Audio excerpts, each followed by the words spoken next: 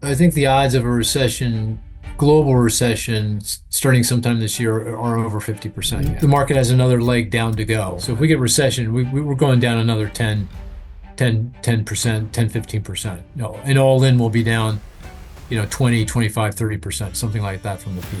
If I were bullish on one place in the world, I think it would be on. We're joined today by Mark Zandi, chief economist at Moody's Analytics. We'll talk about his outlook for his macro growth prospects. We'll talk about what's going on with markets and what's next for the trade war. Welcome back, Mark. Good to see you again. Good to be with you, David. Do you remember what I said the last time I was on? I have no recollection of that, but I'm sure I got it mostly right. I'd be my guess. You've been pretty accurate on what the Fed's going to do. So you've been calling for Fed monetary policy to basically do what they've been doing up until now. And I think we've been talking about a recession outlook. So we'll revisit that call. Anyway, people can watch our last interview with Mark from 4 months ago. Link down below. Let me reference this particular. You've been making the news recently, Mark. A particular webinar that you've done, I think, a couple days Huh, ago. right. What did you say here? The Trump administration imposed hefty tariffs on trading partners globally in April. Buckle up was the first statement made by Mark Zandi, which is you. All right, buckle That's up for me. what? We were talking about the U.S. economy's near-term growth prospects, and I said, buckle up. I mean, at best, the economy's prospects have been diminished by the tariffs and the trade war and a growing threat of all-out recession. So either way, it's going to be a tough 2025. So these are commercial real estate folks. Marcus Millichap is real Yeah, estate. sure. Buckle up. It's going to be a difficult 2025, one way or the other. And you also spoke with CBC second week of April, April 9th. You said that Yeah. global recession is coming. I don't know how we can avoid it. Now, Trump did take a lot of these tariffs off the table after Liberation Day. So China remains the main country that is still facing hefty tariffs. Are you still looking at a global recession, a pretty dark scenario, both for the US and by extension Canada and the rest of the world, is what you said? Is that still the base case scenario after tariffs were taken off? I think the odds of a recession, global recession, starting sometime this year are over 50%. Yeah. I mean, that still means there's a reasonable probability that we don't, and it all revolves around trade policy. If the administration can take an off ramp on policy, lower the tariffs, de-escalate the trade war, then I think we have a fighting shot of making our way through without a downturn. But I say that with each passing day with less confidence because the longer this goes on, the more damage it's going to do and the more difficult it is to bring it all back from the brink. We're on the brink, so buckle up. But I do think increasingly the odds are we're just not going to be able to manage our way through this. That the hit to confidence and sentiment and the all created by uncertainty will be just too much to bear, and the economy will suffer an economic downturn. So, still, either way, it's going to be a difficult 6, 12 months ahead of us. Which sectors in the economy do you think will see the downturn first? In other words, if the layman were to observe what's going on in the economy through firsthand experience, what would he look at to validate what you're saying right now? Yeah, well, I think you're going to see it in manufacturing. I think in transportation, distribution, agriculture. These are the sectors that are on the front lines with regard to the tariffs and the trade war. And if you go back to President Trump's first term, those were because there was a trade war in his first term as well, much smaller than the current one, mostly with China. But that did a tremendous amount of damage to manufacturing and agriculture. You may recall President Trump needed to cut checks to the farmers to compensate for the loss of exports to China. Mm. Same, kind of dynamics are playing out now. So those sectors are going to they're already, you can feel it. Supply chains are already highly disrupted, and trade between U.S. and China is coming to a complete standstill given 145% tariffs on Chinese goods and Chinese retaliating with 125% tariff on our own. Those are shutting down trade. And then I also look at kind of discretionary consumer kind of sectors, leisure, hospitality, recreation, entertainment, restaurants, all those things I think will feel the brunt of this soon. You're a little more bearish on the economy than you were last time you were on a couple months ago. Are understandable since many things have changed.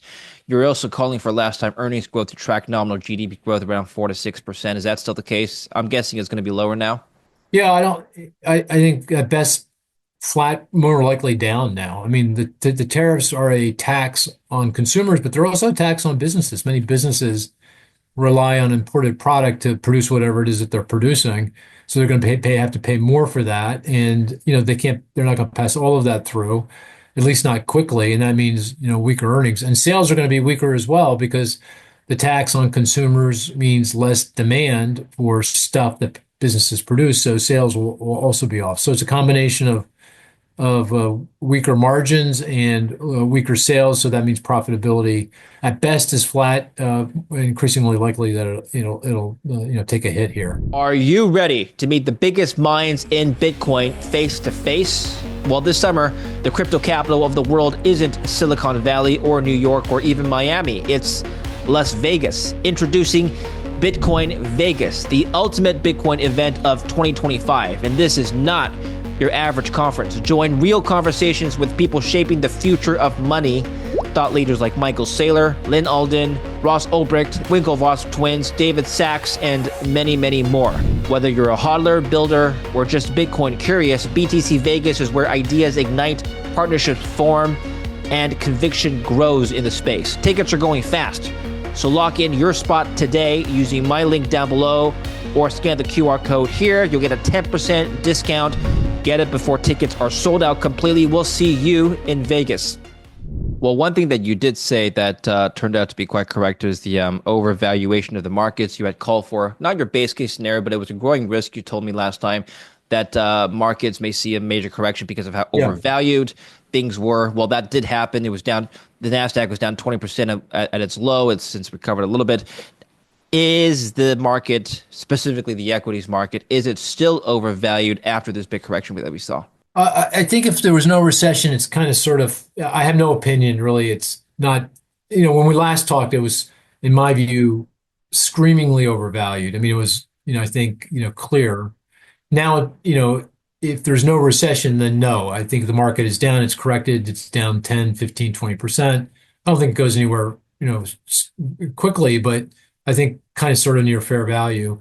If we're going to suffer a recession, again, I think the odds of that are high, then the market has another leg down to go. I don't think it's discounting an economic downturn at this point. It's discounting a kind of a sideways economy, but not a down economy. So if we get recession, we're going down another 10%, 10, 15%. No, and all in will be down, 20, 25, 30%, something like that from the peak. Well, here is something that came in over the weekend. Trump floated a new income tax on Sunday as a way to mitigate the impact of his sweeping tariffs. When tariffs cut in, many people's income taxes will be substantially reduced, maybe even completely eliminated. I don't know what that means. I'll let you interpret the word eliminated. So wait, no more. If he Uh, gets his way, we're not going to get. I mean, that sounds great. yeah. Well, yeah, unless the numbers are pretty difficult to make work. The tariff revenue, if all the tariffs that have been announced to date are actually implemented and remain in place, and those are all big ifs, but if that's the case, then it will generate somewhere between $1.5 to $2 trillion over a 10-year budget horizon. So the Congressional Budget Office, the keeper of the budget, does 10-year budget forecasts. No. It'll come out to 1.5 to 2 trillion, and that's I think overly optimistic, just because it doesn't really account for the effects of a weak economy, a recessionary economy on those revenues. But nonetheless, let's just go with that. The U.S. government collects 2 point, I think 4 trillion. I'm making this up, so I might not have it exactly right. $2.4 trillion in personal income tax revenue per year. So, you can do the arithmetic. That's not going to work. Now, maybe it's possible you could use the tariff revenue to help pay for some tax cuts. But that's already happened. The legislation that's being considered in Congress already includes a lot of tax cuts. The extension of the Tax Cut and Job Act tax cuts, the further reductions in various kinds of corporate tax rates. There's also talk about tips lower tips tax, no tips tax, lower tax on Social Security. There's talks about this increasing the cap on the SALT deduction. So I don't know. It feels like the tariff revenue won't come close to paying for all the tax cuts that are being considered here. Now, you could conceivably pay for tax cuts by running a bigger budget deficit, but I'm not sure that's what, people have in mind. Certainly not a lot of people in Congress. So what would you put the odds of an elimination of income taxes on? Well, zero. I mean, Okay. how can that happen? I mean, it's just, you don't generate enough revenue over a 10-year period to pay for 1 years of a complete elimination of personal income tax. But, But can who knows what he actually had in mind. can a reduction of income taxes alleviate some of the stress on consumers, thereby, I guess, postponing this recession that we're talking Sure. about? Well, probably not, because it's a matter of timing, right? Because the tariffs are that tax increase is happening right now. Literally, tariffs have been imposed. People are going to start paying that tax. But the tax legislation, the tax spending legislation making ways through Congress at the earliest would be late this year. More likely, it won't be until next year. So maybe it could offset, but not. The timing doesn't work here to help forestall a recession in the near term. You don't see real wages rising to the same pace as this inflation tax that we're getting from tariffs. In other words, can people living standards increase at a pace fast enough to offset higher costs from tariffs? I don't know how. I mean, this is going to hurt growth, hurt jobs, hurt wages. So people's not only are they going to get hit by the higher inflation, but their wage growth is going to be under pressure because of higher unemployment. So I don't know how that arithmetic works. No, I don't get it. I don't see that. And it's going to hurt.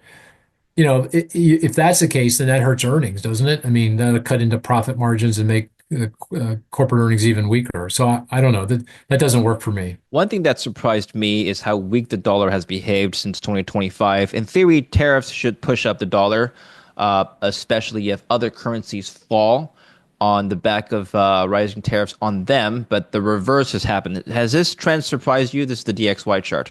Yeah, no, it has. This goes to the safe haven status of the U.S. I think global investors are nervous about that safe haven status. As you know, David, in times past, historically, when there's a crisis, and I would consider the current period, a form of crisis, worried investors from all over the world bring their money here, their capital here. We're money good. So you put your money here, you're going to get your money back with interest and get a return.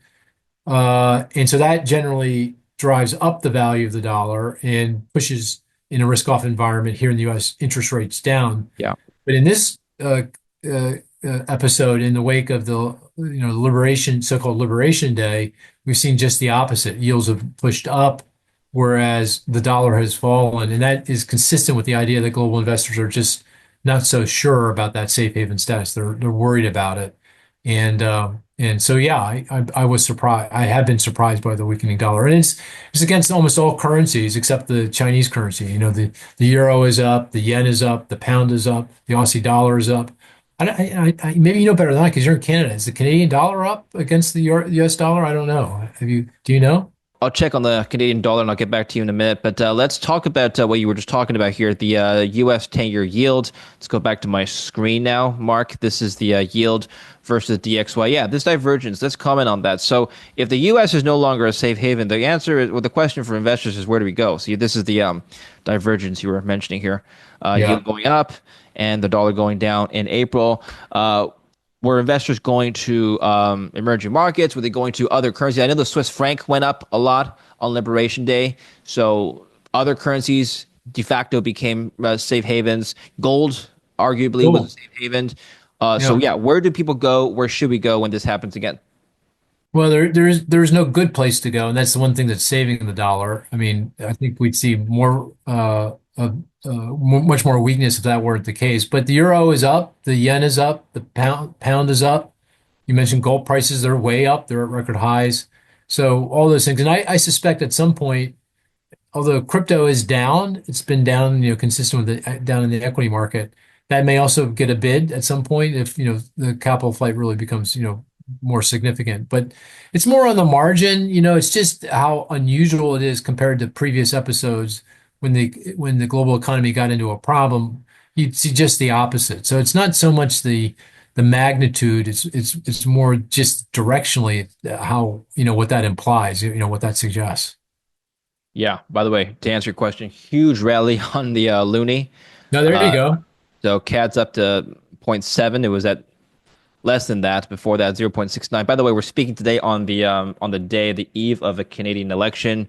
Oh So yeah. people are going to polls today as we speak. I'll probably be going later after this interview. I don't know what's going to happen, but it's projected that liberals will win. Let's see what happens to the CAD after that.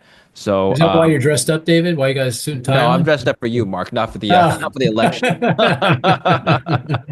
I'll take it. So what is the direction of the dollar at this point? Lower. It's going down.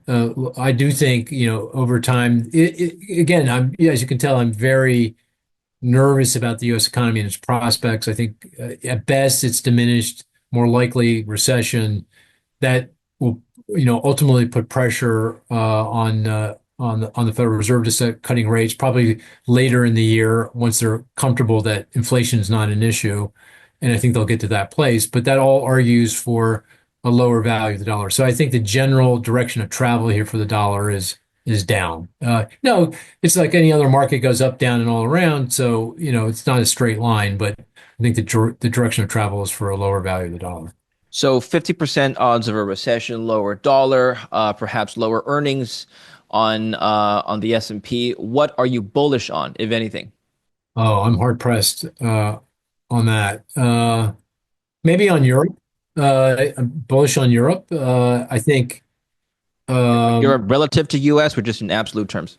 certainly relative to the U.S., but I think even potentially in absolute terms. I mean, I do think the Europeans are responding to the pressures that they're under, both in terms of what's going on here in the U.S., but also what's going on with Russia and Ukraine. And I think the Germany has really uh, made a pivot here. It's gotten rid of its debt brake, or at least it's relaxed its debt brake, meaning it's going to be able to and willing to use its fiscal space to help support the economy and invest in defense and make investments in technology.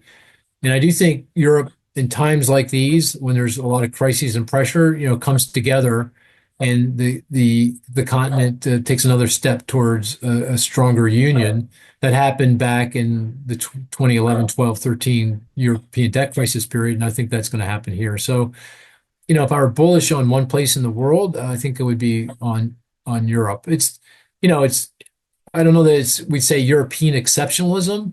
I don't know that I'd say that, but I think, Europe has got game. And, that I'd be looking there for, returns that are certainly better on a relative basis and may actually do okay on an absolute basis. What about other safe haven assets? I mentioned gold. How do you feel about gold? I don't have much of a view. I mean, I Okay. get it in the current context. I Right. just, I just don't quite understand it. Yeah, Crypto, I don't get either. I just don't understand it. sure. But so I don't really have a strong view on that. I mean, I understand why it's up, uh, but I'm not sure. If you're asking me if let's put it this way: my mother-in-law has gold, and I used to say, "Why in the world do you have gold?" And now I'm saying, "Mom, I'm glad you have gold." So let's put it that way. Moms know, Mark. Moms know. Moms know, they know. Yes, they know. So what was your view on real estate? You mentioned real estate earlier. Well, I think certainly single family housing, residential real estate, that's going to be under some pressure here because yields are, rates are back up. Mortgage rates are up even more because of the volatility in the market that's increasing the prepayment risk on the mortgage securities and pushing up the spread vis-a-vis 10-year yields. So the mortgage rate is hanging around 30-year fixed here in the US at 7%. At that rate, demand is a real problem and you get more of a lock-in effect, which will help, cushion any blow. But I just think that the downward pressure on demand will mean that housing values at best go flat nationwide, which means some markets, half the markets in the country are going to experience declines. Also, we've got this real problem with homeowners insurance. The rates are rising very rapidly, and that's putting real downward pressure on prices in many parts of the country, particularly places like Florida and Texas and parts of California.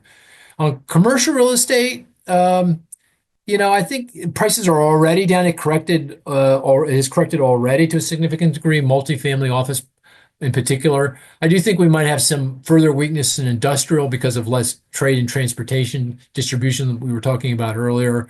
Maybe office has another step down because of the hit all this is going to mean to jobs.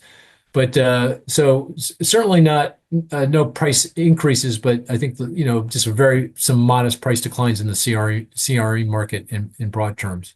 Finally, Matthew, so when the economy eventually does slow down, any particular sectors within the S&P that have historically done well during a recession?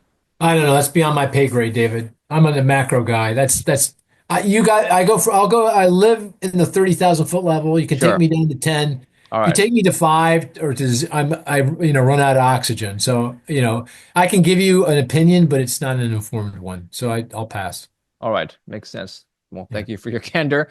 Yeah. I mean, historically, discretionaries have done poorly. I think staples have done well, utilities have done well, but we'll see what happens this time.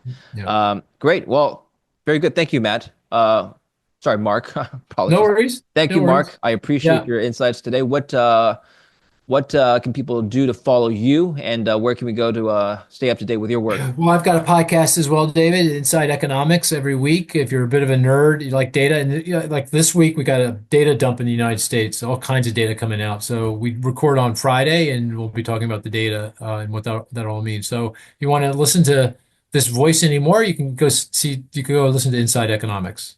Okay, great. Well, put the link down below, so make sure to follow Mark Zandi there. Thank you, Mark. We'll speak again soon. Take care. All right, David, take care now. Have a good rest of the Yeah, day. you too. Thank you for watching, and don't forget to like and subscribe.